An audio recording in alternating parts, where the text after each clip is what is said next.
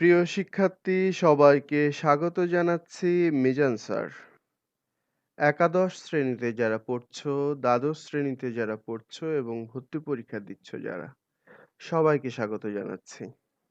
তোমরা জানো যে প্যান্ডামিকের সময় আমরা কোভিড-19 এর সময় আমরা ঘরে বসে ক্লাস করছি এবং পরবর্তী পরীক্ষার জন্য প্রস্তুতি নিচ্ছি।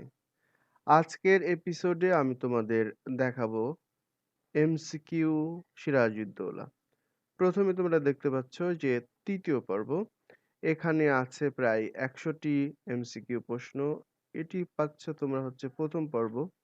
এখানেও আছে প্রায় ১০০টি প্রশ্ন এবং এটি দ্বিতীয় পর্ব। এখানেও আছে ১০০টি এমসিকিউ। নানা ধরনের এমসিকিউ আছে। এর মধ্য থেকে আমাদের প্রয়োজনীয় এমসিকিউ গুলো আমরা হচ্ছে পড়ব।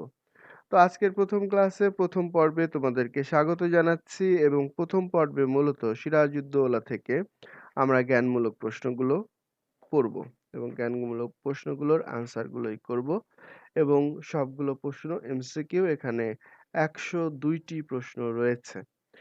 তো ১০২টি প্রশ্ন আমরা খুব দ্রুততম সময়ে আমরা পড়ার চেষ্টা করব।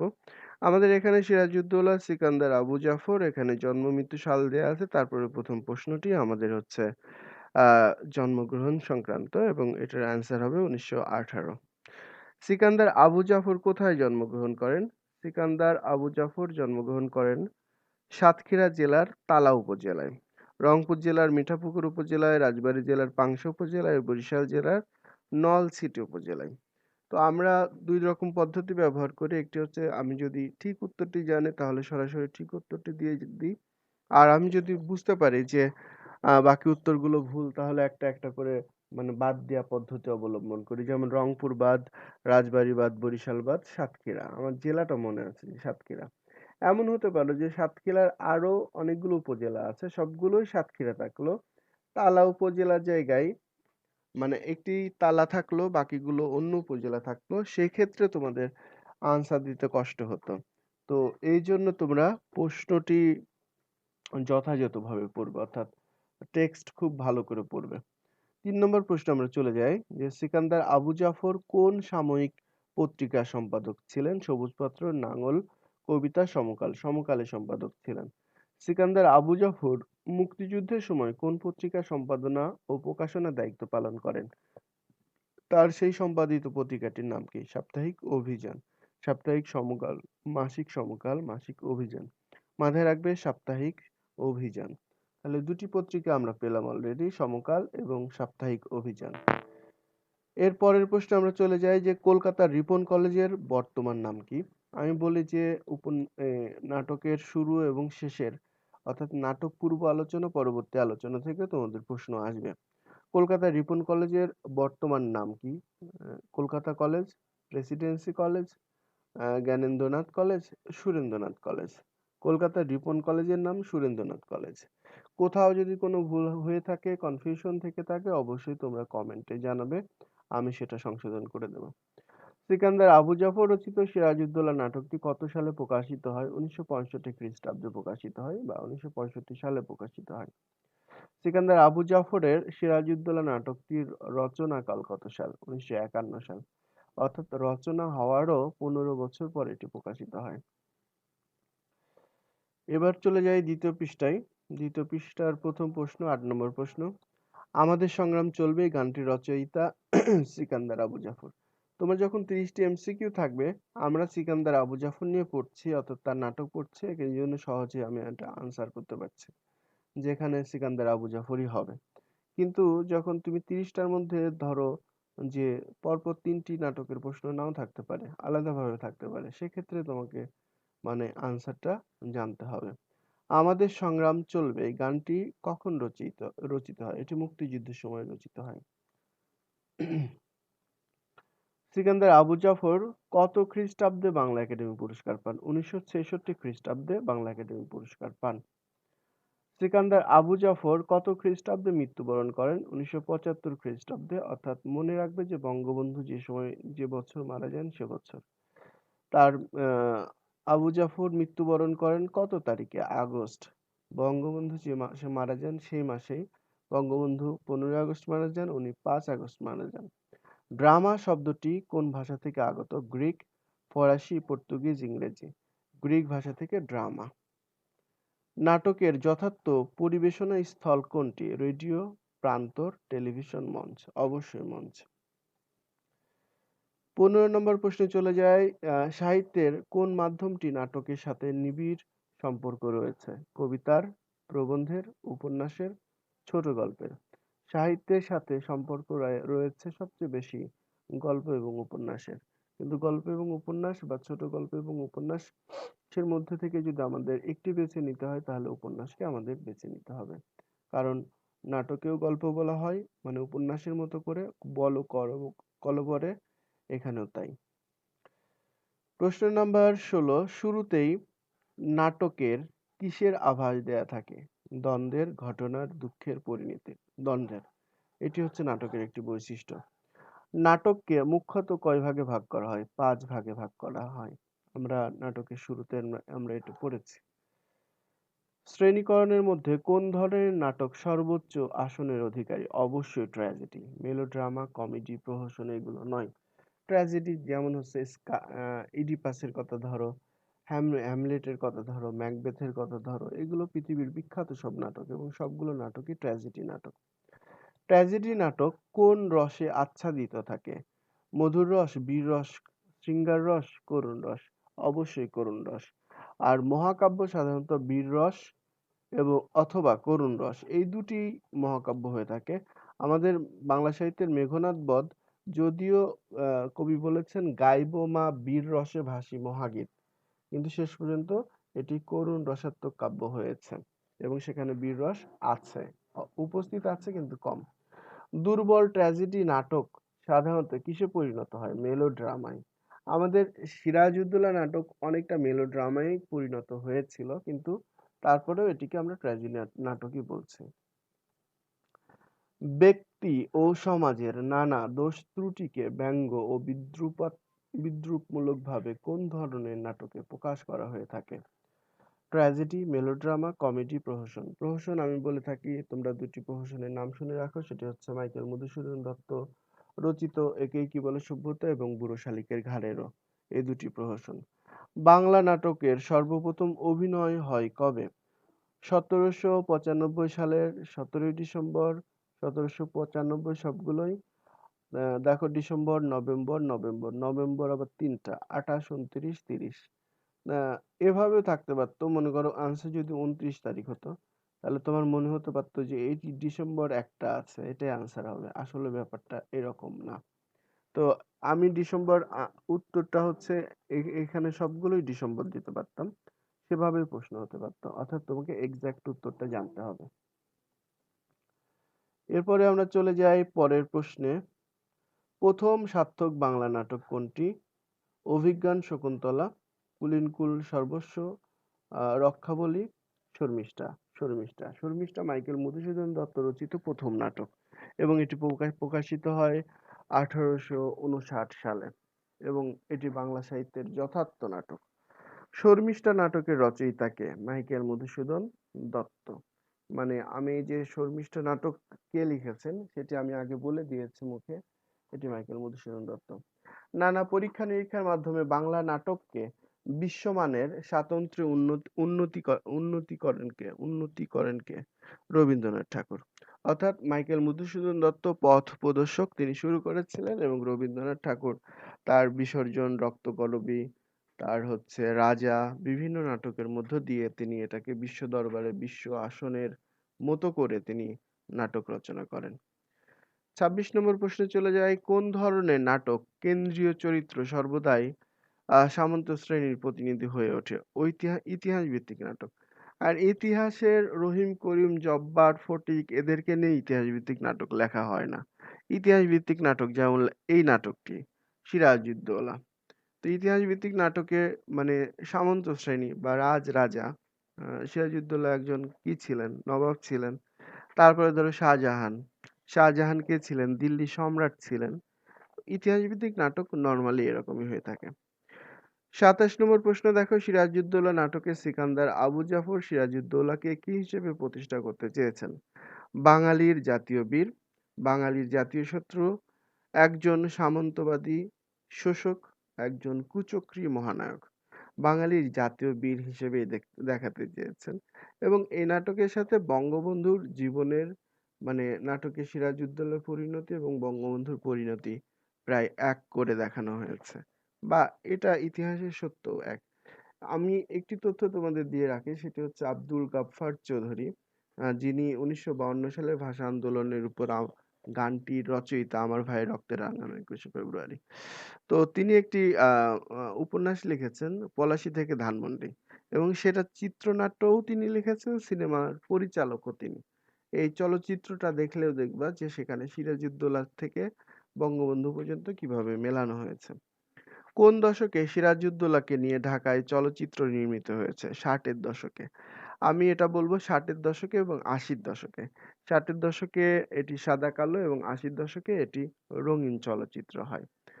তো আমরা জানি আনোয়ার হোসেন 60-এর দশকে এটি সাদা কালো চলচ্চিত্রে অভিনয় করেন এবং প্রবীণ মিত্র সিরাজউদ্দৌলা চরিত্রে অভিনয় করেন রঙিন একই চিত্রনাট্যের উপরে। সিরাজউদ্দৌলা চলচ্চিত্রে সিরাজউদ্দৌলার ভূমিকায় অভিনয় করেছিলেন কে? আনোয়ার হোসেন। এবং যদি বলা হয় রঙিন সিরাজউদ্দৌলা চলচ্চিত্রে অভিনয় করেছিলেন কে, তাহলে আমি পরে যার নাম বললেন প্রবীণ মিত্র তার নাম বলতে হবে। কিন্তু আমাদের এই বইয়ে রঙিন সিরাজউদ্দৌলা সম্পর্কে কোনো তথ্য নেই, সেহেতু ওই প্রশ্নটি আসবে না। সিরাজউদ্দৌলা নাটকটি কোন রসাত্মক? এটি করুণ রসাত্মক, বীর রসাত্মক, হাস্য রসাত্মক, শৃঙ্গার রসাত্মক? এটি অবশ্যই করুণ রসাত্মক। আর করুণ রসাত্মকের সাথে ট্র্যাজেডির সম্পর্ক রয়েছে। ৩১ নম্বর প্রশ্ন আমরা দেখি যে সিরাজউদ্দৌলা নাটকের সমাপ্তি ঘটেছে কিভাবে? যন্ত্রণার মাধ্যমে। আমরা প্রথম ক্লাসটিতে বলেছিলাম মিলনের মাধ্যমে, বিরহের মাধ্যমে, সুখানুভূতির মাধ্যমে, যন্ত্রণার মাধ্যমে। সিরাজউদ্দৌলা ব্যক্তিত্ব ও প্রজা কি কিসের শিল্প ও মানুষকে সম্পর্ক করেছে? ট্র্যাজেডির, কমেডির, ট্র্যাজিকমেডি, মেলোড্রামা? ট্র্যাজেডির। ৩৩ নম্বর প্রশ্নটা আমরা দেখি, সেটি হচ্ছে সিরাজউদ্দৌলার নাটক রচনায় লেখক গ্রিক বা শেক্সপিয়রীয় ট্র্যাজেডির ব্যাকরণ মানেননি কেন? সময়ের প্রভাবে, দক্ষতার অভাবে, কোনো কারণ ছাড়াই, কাহিনীর প্রয়োজনে? সময়ের প্রভাবে, অর্থাৎ তিনি মনে করেছেন সেই সময়টা চলে গিয়েছে, এখন নতুন সময়, সেই সময়ে তিনি লিখেছেন। আর আমি এটাকে কিছুটা শেক্সপিয়র ট্র্যাজেডি বলতে রাজি আছি, কারণ এখানে তার মধ্যে কিছু দ্বন্দ্ব আমরা দেখতে পেয়েছি, যেটা শেক্সপিয়র ট্র্যাজেডির বৈশিষ্ট্য রয়েছে, এবং আত্মকৃত ভুল পুরোটাই রয়েছে, এবং আত্মকৃত ভুলের কারণে মৃত্যু, সেটি শেক্সপিয়র ট্র্যাজেডিতে রয়েছে। তবে গ্রিক ট্র্যাজেডির তেমন কোনো প্রভাবই নাটকে নেই। যদি বলা হয় কোন নাটকের প্রভাব রয়েছে, মানে কোন ট্র্যাজেডি, তাহলে শেক্সপিয়র ট্র্যাজেডির। কিন্তু আসলে শেক্সপিয়র ট্র্যাজেডির ব্যাকরণও তিনি মানেননি। ইউরোপীয়রা ভারতে এসেছিল কেন? বাণিজ্য করতে। ইউরোপীয়রা ভারতকে বাণিজ্যের কেন্দ্র হিসেবে বেছে নিয়েছিল কেন? ইউরোপে এই অঞ্চলে দ্রব্যের ব্যাপক চাহিদার কারণে। স্পেসিফিক যদি বলি তাহলে মশলার কারণে, এবং সত্যেন সেনের একটি বই আছে, নাম হচ্ছে মশলার যুদ্ধ। বইটি আমার কাছে একাধিক কপি আছে, তোমরা চাইলে তোমরা আমার কাছ থেকে নিয়েও পড়তে পারো। আর এটি মুক্তধারা, প্যারিদাস রোড, এখানে পাওয়া যায়। সিঙ্গেল বই বিক্রি হয় না, তারপরেও তোমরা যোগাযোগ করতে পারো আশেপাশের লাইব্রেরি থেকে। খুব কম দাম, 100 টাকারও অনেক কম দাম। এটা থেকে তোমরা জানতে পারবে ইউরোপীয়রা, বিশেষ করে প্রথমে পর্তুগিজরা আসে, তারপরে হচ্ছে ডাচরা আসে, ইংরেজরা আসে, এবং তারপরে আসে আমাদের হচ্ছে ফরাসিরা। আমাদের এই নাটকে ফরাসি এবং ইংরেজ এই দুটি রয়েছে। কলম্বাস কোন দেশ আবিষ্কার করার উদ্দেশ্যে সমুদ্র যাত্রা করেছিল? ভারত। কিন্তু উনি আবিষ্কার করে বসেন আমেরিকা। প্রকৃতপক্ষে উনি ওয়েস্ট ইন্ডিজ আবিষ্কার করেছিলেন, এই জন্য নাম দিয়েছিলেন ওয়েস্ট ইন্ডিয়া, ওয়েস্ট ইন্ডিয়া থেকে West Indies. Vasco da Gama কি ছিলেন? পর্তুগিজ নাবিক, এবং তিনি ইতিহাসে বলা হয় যে পরবর্তী সময়ে, অর্থাৎ তৃতীয় ক্রুসেডের পরে প্রথম ভারতে আসা নাগরিক হচ্ছে ভাস্কো দা গামা, এবং সেটি সাল হচ্ছে 1498 সাল। মানে এই একই রকম প্রশ্ন। আর বলে রাখি, এর কয়েক বছর আগে, 6 বছর আগে, 1492 সালে, আহ 92 বা 93, 5 বছর বা 6 বছর আগে আর একজন এসেছিলেন ইউরোপীয়, তারও নাম আমি এই মুহূর্তে মনে করতে পারছি না। মসলার যুদ্ধ বইটিতে তার নাম রয়েছে, তোমরা সেখান থেকে দেখে নিতে পারো। যারা জানতে আগ্রহী, যারা ইতিহাস পড়তে আগ্রহী, তাদের জন্য শুধুমাত্র এই কথাগুলো। ইউরোপীয়দের দস্যুবৃত্তি দমনে তৎপর হয়েছিলেন কোন সম্রাট? আকবর, বাবর, হুমায়ুন, জাহাঙ্গীর। জাহাঙ্গীরের সময় এই ঘটনাগুলো ঘটেছিল। বাবর, আকবর, হুমায়ুনের সময় মানে ইউরোপীয়রা এখানে আসেনি,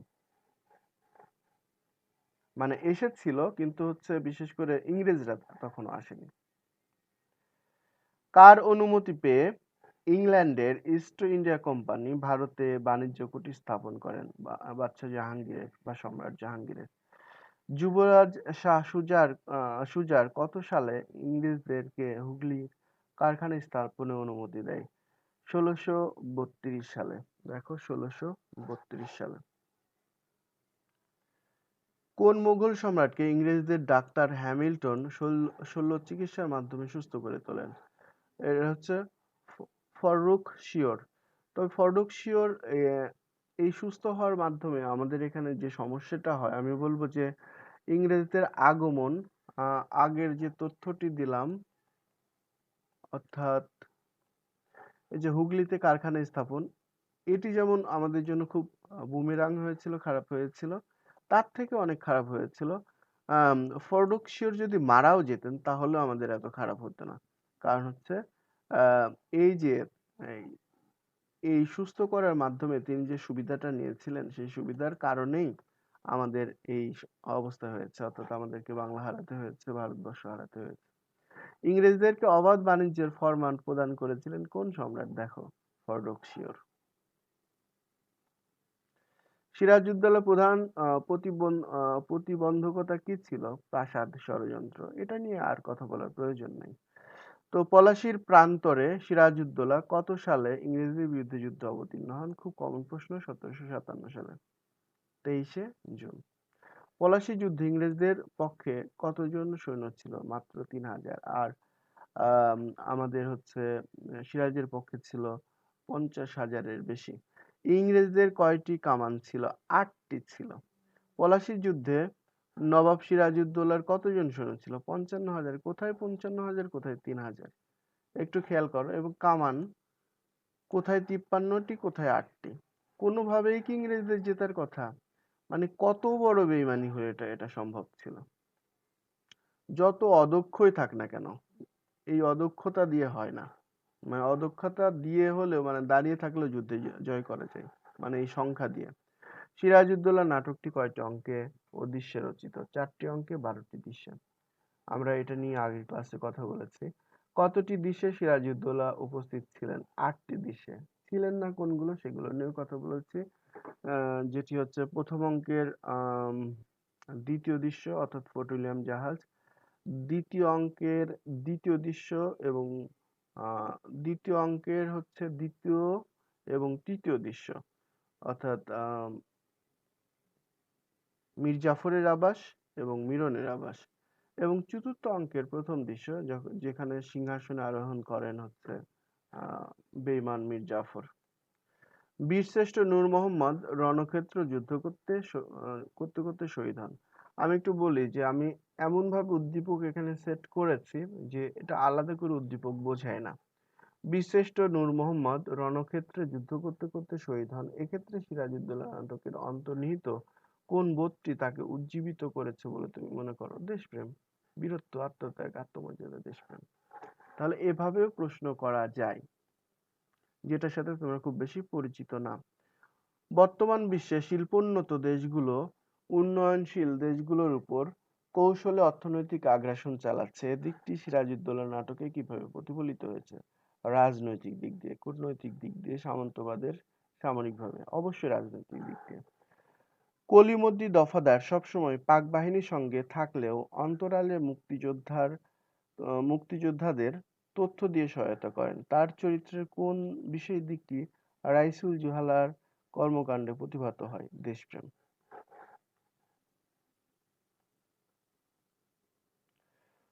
১৯৭১ খ্রিস্টাব্দে ৭ই মার্চ বঙ্গবন্ধু শেখ মুজিবুর রহমান বুকের রক্তের বিনিময়ে হলেও দেশকে শত্রুমুক্ত করার আহ্বান জানান বঙ্গবন্ধুর এ আহ্বান কোন দিক থেকে ক্লেটনের বাহিনীর সঙ্গে সাদৃশ্যপূর্ণ? মরণপণ যুদ্ধের আহ্বানের দিক থেকে ক্লেটন এই আহ্বানটা জানিয়েছিল। প্রথম অঙ্ক, প্রথম দৃশ্য।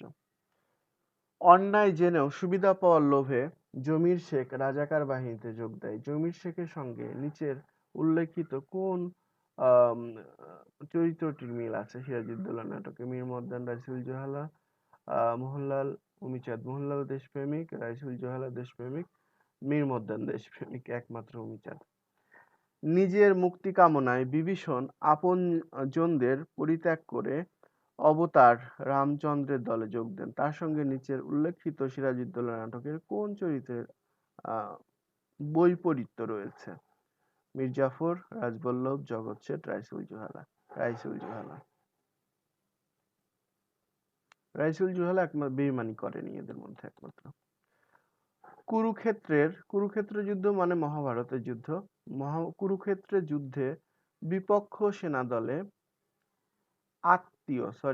শব্দটা হবে আত্মীয় পরিজনদের দেখে মহাবীর অর্জুন যুদ্ধ করতে অসম্মত হন। নাটকের সিরাজ চরিত্র কোন দিক থেকে অর্জুনের সাথে সাদৃশ্যপূর্ণ? আপনজনদের বিরুদ্ধচারণ না করা, এবং এই কারণেই আসলে তার পরাজয় হয়। খাদ্যে ভেজাল মেশানোর দায়ে ব্যবসায়ী আক্কেল মিয়াকে ১,০০০ টাকা জরিমানা দিতে হয়। আক্কেল মিয়ার সঙ্গে মানিক চাঁদের কোন দিক থেকে মিল রয়েছে? অর্থ সম্পদের দিক থেকে, বিশ্বাসঘাতকতার দিক থেকে, জরিমানা প্রদানের দিক থেকে, বিশ্বাসযোগ্যতার দিক দিয়ে, জরিমানা প্রদানের দিক দিয়ে। পালিত পুত্রের দানকৃত চোখ দিয়ে অন্ধ রহমত মিয়া পৃথিবীর আলো দেখতে পান। সিরাজউদ্দৌলা নাটকের কোন চরিত্রটি রহমত মিয়ার পালিত পুত্রের বিপরীত চরিত্র? মোহাম্মদী বেগ, যিনি সিরাজকে হত্যা করেছিলেন। ৬১ নম্বর প্রশ্ন, মারাঠাদের সঙ্গে মুসলিম বাহিনীর যুদ্ধের ঐতিহাসিক কাহিনী নিয়ে মুনীর চৌধুরী রচিত রক্তাক্ত প্রান্তর। আমি একটি মুভির নাম বলি, সেটি হচ্ছে পানিপথ, যেখানে অভিনয় করেছে ভারতের বিখ্যাত অভিনেতা সঞ্জয় দত্ত। তিনি অভিনয় করেছেন আহমেদ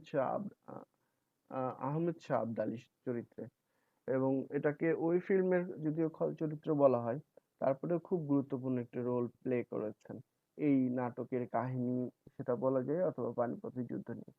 এটি একটি ঐতিহাসিক প্রেক্ষাপট। ঐতিহাসিক গল্পে ওই প্রাগৈতিহাসিক গল্পে, মানে এটি মানিক বন্দ্যোপাধ্যায় রচিত একটি গল্পের নাম হচ্ছে প্রাগৈতিহাসিক, এবং তার নায়ক হচ্ছে ভিখু, এবং নায়ক মানে খারাপ চরিত্র। ভিখুকে আশ্রয় দেয় প্রহ্লাদ বাগদি, তার এক বন্ধু, কিন্তু শেষ পর্যন্ত ভিখু তার ঘরে আগুন দেয়। ভিখু চরিত্রে সিরাজউদ্দৌলা নাটকে কাদের ছায়াপাত লক্ষ্য করা যায়? ইংরেজদের লক্ষ্য করা যায়, কারণ ইংরেজদেরকে আমরা আশ্রয় দিয়েছিলাম এখানে। ৬৩, অর্থ সম্পদের চেয়ে সততা অধিক মূল্যবান সিরাজউদ্দৌলা নাটকে কোন চরিত্রে এর বৈপরীত বা বিপরীত বৈশিষ্ট্য ফুটে উঠেছে? লুৎফুন্নেসা, ক্লেটন, উমিচাঁদ, মীর মর্দান। উমিচাঁদ। পাশের বাড়ির সুধারাম কথা বাড়িয়ে বলতে ওস্তাদ, তার সঙ্গে সিরাজউদ্দৌলা নাটকের কার সাদৃশ্য রয়েছে? হলওয়েলের। সিরাজউদ্দৌলা নাটকের প্রথম প্রথম অধ্যায় অর্থাৎ প্রথম পরিচ্ছেদ কত সালের ঘটনা প্রকাশ করে?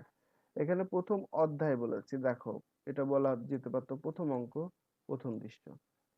এটি হচ্ছে ১৭৫৬ খ্রিস্টাব্দের ঘটনা, এবং তারিখটাও দেয়া যেত এই প্রশ্নটাই।